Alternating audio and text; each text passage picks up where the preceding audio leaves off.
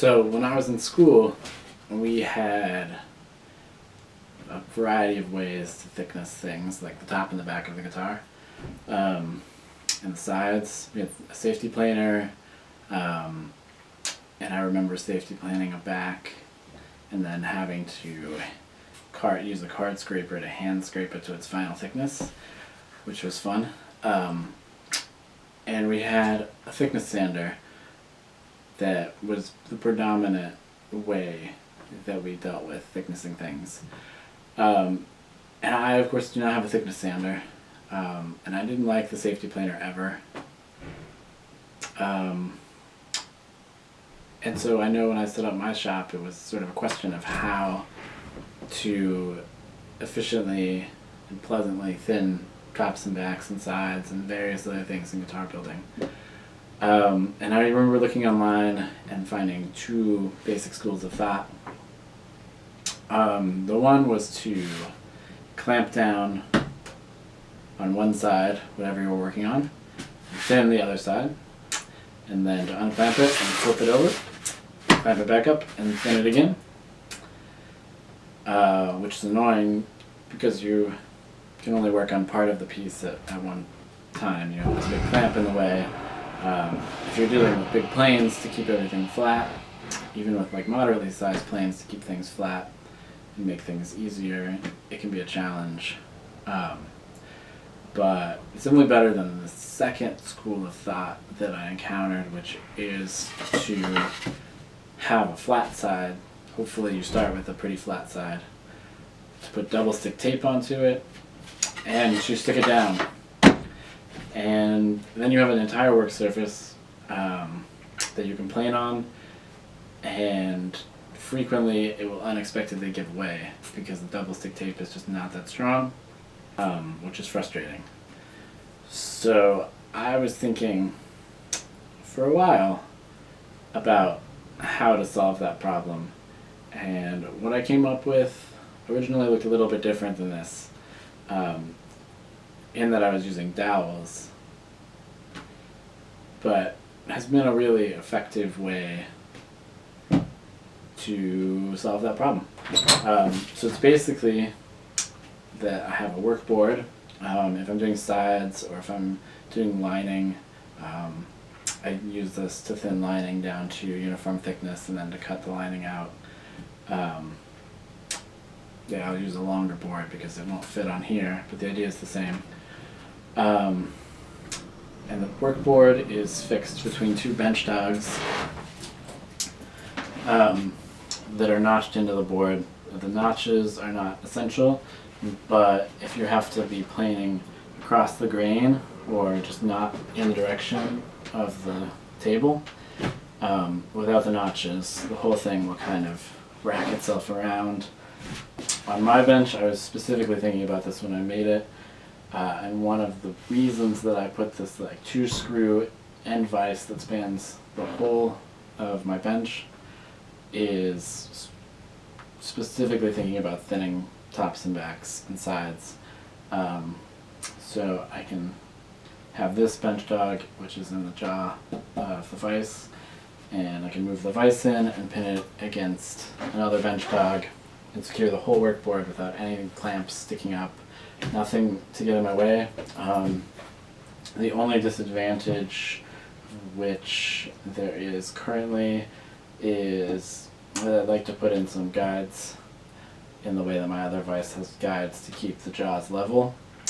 And because it's clamping this board together, it can have a tendency to fold it up a little bit. It would be nice either to have a thicker work board, or I've thought about actually recessing the bench dog hole so that it clamps more in the middle.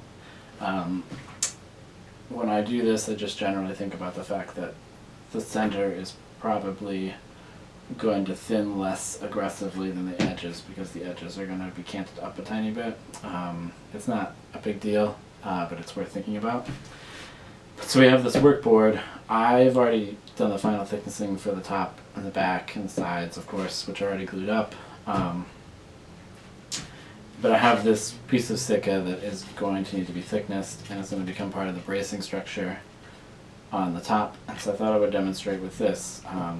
Like I said, I use this for a variety of thicknessing tasks for which a normal setup that you would say plane a board for a table does not work, because I can't put this between bench dogs. It's too thin. It's going to be way too thin. So yeah, any number of tasks can be accomplished with this. So this is going to be the flatter side, and it's actually already been done. I'm going to have to touch it up with sandpaper a little bit, but it's basically planed on this side. This side is rough. So to affix it down, I'm going to weight it so it doesn't move, and to try and take any warp out of the board. And I'm going to hold it down with toothpicks, which they seem like they would be too weak to do the job, but they're pretty useful. I clip off the tapered, the round toothpicks, to clip off the tapered bit, just a little bit.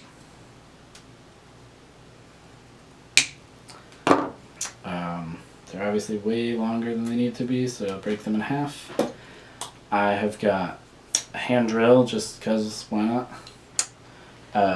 It's got a 16th inch bit in it, which is definitely a lot smaller than the toothpick. For softwood, that's perfectly fine to have the toothpick a fair amount larger than the bit. For a lot of hardwoods, it's fine too. If I'm really worried about it splitting, which I generally am not worried about, I have a slightly larger bit in this drill, specifically to drill holes for the toothpicks, which is also just a tiny bit smaller than the toothpick. The toothpicks, of course, are pretty soft and will squish when they get driven into the hole. You can make it pretty close to the corner. For a piece this small, I would only do at the corners. If this was a whole top that was jointed together, I would probably do four at the corners and then 2 interior on each side. And it's important to note that you don't want to reuse the holes too often. They sort of wallow themselves out, and then they lose holding capacity. So if I was, say, jointing one side of the top and the other side of the top, I would drill holes in them, thickness them a little bit, or not jointing, but thicknessing them, then joint them and glue them together, and I would probably then thickness them more to get rid of that seam and to bring them to the final thickness. And I would not reuse the holes, the original holes, when I do that final thicknessing. I would drill new holes just next to the ones that I had. It's important to have a stupid tiny hand to do this with.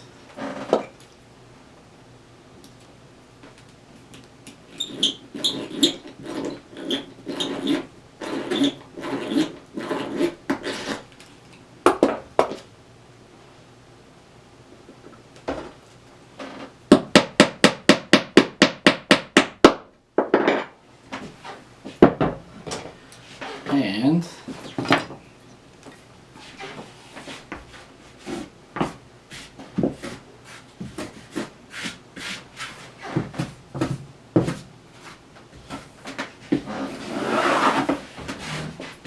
now that's going to go backwards.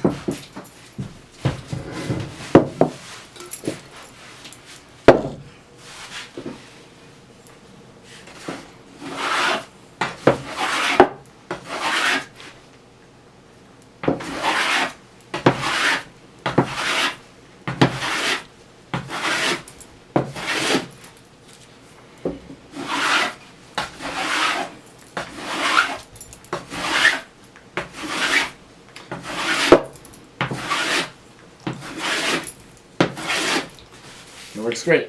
Of course, I would, if I was not doing this in the video, I paid more attention, it made it so that I could plane from this side.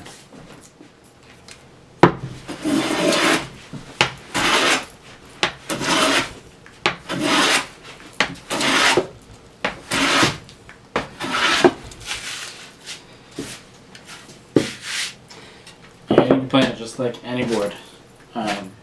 That's how I hold down plates for thicknessing. thanks for watching today. If you'd like to learn more about guitar building or just see some more of my work, you can follow the link below in the description. I would encourage you to also subscribe to my channel and keep an eye out for future videos. And I'll see you next time. Thanks.